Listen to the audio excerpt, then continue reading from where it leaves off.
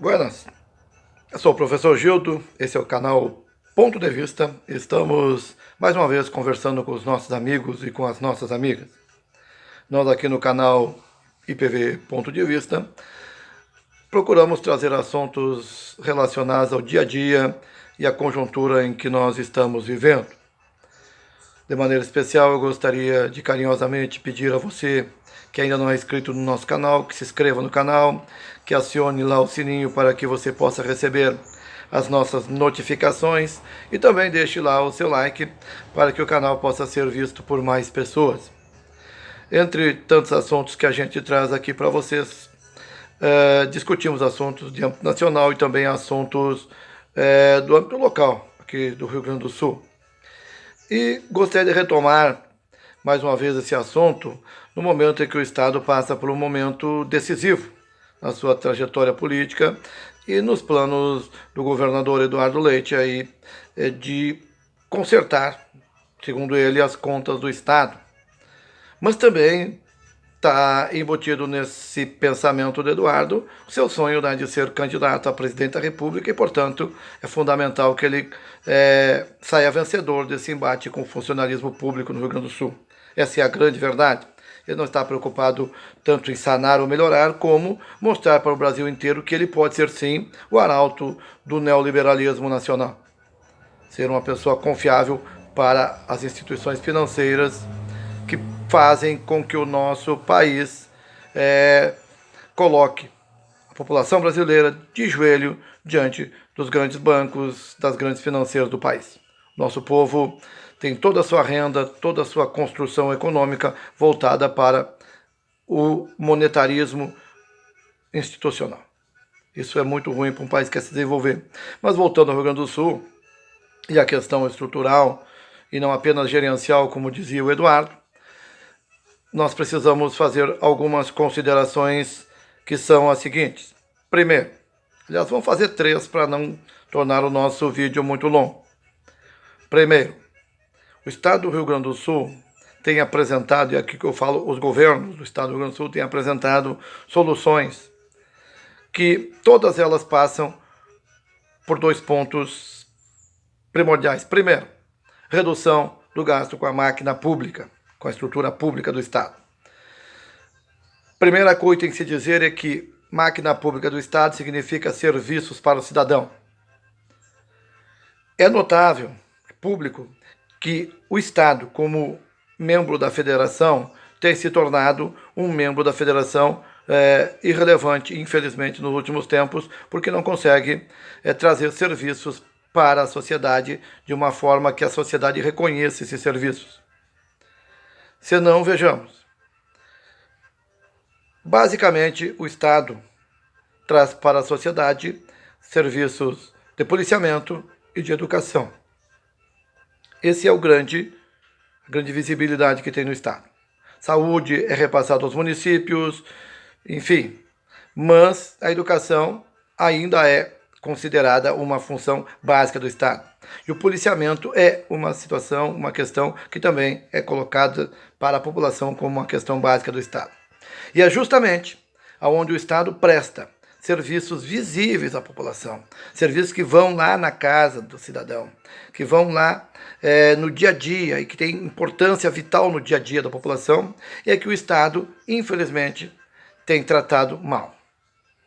O Estado trata muito bem servidores dos altos níveis do Estado, trata muito bem servidores do Judiciário, trata muito bem servidor do Legislativo, mas trata muito mal aqueles servidores que de fato prestam serviço para a população.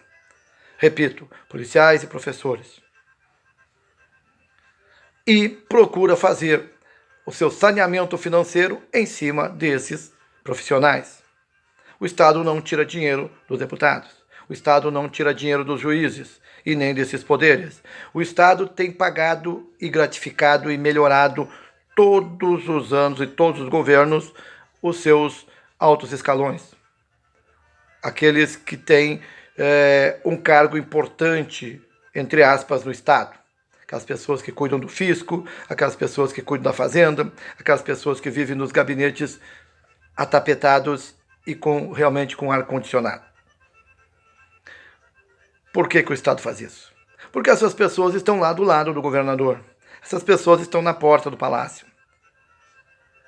Ou senão o governador depende do judiciário ou do legislativo para se manter no poder. E isso é muito importante. O que mais, pessoal, nós temos que levar em consideração? Temos que levar em consideração também que o poder de barganha dessas categorias é muito maior do que os professores e policiais, porque professores e policiais precisam estar na rua, precisam estar na escola, não tem tempo de ficar cobrando do governo toda hora. Você não encontra o governador no corredor de uma escola, você não encontra o governador numa ação policial para combater o crime. Então, o policial tem que cuidar do criminoso, o professor tem que cuidar dos alunos e o Estado, então, se vê vítima daqueles grupos que, de fato, podem pressionar e se apropriam do Estado como um todo. E aí o governador propõe isso, tirar de quem ganha menos, mais um pouco ainda. Só que é importante nós termos claro 3 coisas, que volto a repetir para vocês. Primeiro, o que se diz para a população toda? O Estado tem uma grande dívida pública e o Estado é muito rico. Em primeiro lugar, o Estado tem uma grande dívida pública, mas a instituição Estado não é rica, porque ela depende de impostos da economia primária. Basicamente, a economia primária não agrega tantos impostos quanto os serviços e principalmente quanto a indústria. Então, o Estado do Rio Grande do Sul, por não beneficiar os seus produtos, deixa de ser um Estado muito mais competitivo do ponto de vista fiscal e fazendário. Então, primeiro, quando se fala, e toda a campanha do governador Sartori foi nesse sentido, quando se fala que se o governo do estado do Rio Grande do Sul negociar a dívida do Rio Grande com o Brasil, vai dar para resolver os problemas do estado. Isso é mentira. Isso é mentira, era mentira do Sartori e é mentira do Leite agora. Por quê? Porque o Estado já não paga essa dívida há 2 anos. 2 anos que não paga a dívida e a situação do Estado está ruim. Imagina fazer um acordo onde vai começar a pagar pelo menos um pouquinho. Vai ficar pior. É claro que vai ficar pior. Então, renegociar a dívida não é solução para o Rio Grande do Sul nesse momento. É solução no sentido de que temos lá uma liminar. Mas não é solução porque para renegociar essa dívida, o Estado abre mão da dívida que a União tem com o Estado, principalmente com a Lei Candir. Ou seja, o Estado não é ressarcido pela União. Aliás, a União não ressarce, né, o Estado. E dessa forma, o Estado abre mão de cobrar isso e vai renegociar uma dívida dizendo que vai solucionar um problema. E nós sabemos que isso não vai acontecer porque não está solucionado. Então é a primeira mentira. Segunda mentira que se diz: vamos aumentar o ICMS de forma seletiva em alguns produtos e vamos solucionar o problema, pagar todo mundo em dia. Sartori fez isso. O único governador que não teve dinheiro a mais de ICMS para pagar funcionalismo, para tocar o Estado, foi o governador Tarso Genro. E, incrivelmente, foi o único governador que pagou os salários em dia, que arrumou os planos de carreira da Polícia Civil, começou a arrumar alguma coisa da Brigada Militar, mas pelo menos deu reajuste para os professores. Recuperou aqueles reajustes dados anteriormente que não tinham sido pagos e pagou mais a inflação. Ou seja, conseguiu pagar sem ICMS. Depois o Sartori veio, aumentou o ICMS, o Leite veio, segurou o ICMS e continuou os salários sendo pedalados, atrasados e reajuste zero para os funcionários do Executivo. Então, essa questão do ICMS, como está aposta, também não resolveu o problema do Estado. Terceiro ponto. Os professores são a maior categoria do Estado, 61% dos funcionários, mas representam apenas 29% da folha de pagamento, ou seja, são os menores salários na prática. E uma coisa tem que ser dita, que com esse pacote que o Leite apresentou agora, para sanar as finanças, cortando a renda dos professores pela metade, não é nada mais, nada menos do que já está fazendo hoje. Os professores já ganham metade do que deveriam ganhar pelo seu plano de carreira. Então, cortar o que está se cortando hoje não vai solucionar o problema do Estado, é mentira também. Na verdade, vai só prejudicar a economia do Rio Grande do Sul, que vai deixar de ter lá nas lojas, lá no comércio, lá nos serviços, 25 bilhões em 10 anos. Serão 25 bilhões tirados dos funcionários e que vão deixar de ser usados no comércio e nos serviços, em nome de uma economia no Estado, que não vai solucionar porque o Estado já paga metade para os professores hoje. E o que ele está fazendo com esse pacote é tornando legal pagar metade do que paga hoje. Então, se não soluciona o problema do Estado, pagando metade dos professores com esse pacote, não soluciona o problema do Estado com essa alíquota do ICMS que se mantém aí, não solucionou o problema do Estado e não vai solucionar renegociando dívida. É evidente que o governador Eduardo Leite não quer mexer de fato naquilo que tem que mexer. E passa por 3 coisas que não tem como fugir dela. Primeiro, gerenciamento do Caixa do Estado. O governador tem que dizer para onde vão exatamente os recursos que os gaúchos pagam. O recurso que é pago para a educação tem que ficar na educação. Porque daí, se não houvesse desvio dos recursos da educação, teria dinheiro para pagar os professores em dia, teria dinheiro para bancar o fundo de carreira dos professores e teria dinheiro para melhorar as escolas.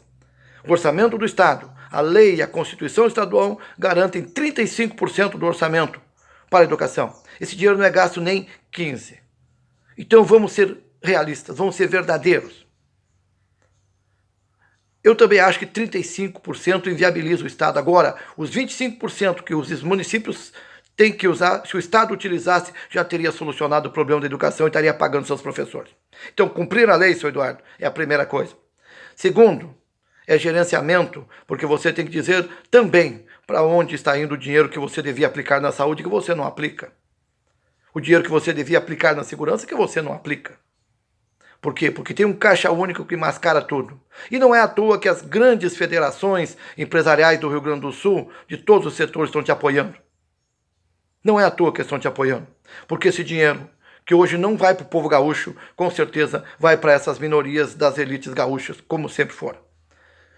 Para concluir, governador, você não vai solucionar o problema financeiro do Estado se você não mexer na estrutura e na matriz econômica do Estado, se você não tiver um projeto de desenvolvimento para o Estado que mude a condição do Rio Grande de um Estado primário para um Estado que busque serviços e industrialização. Você tem que ter projeto, senão não pode governar o Rio Grande.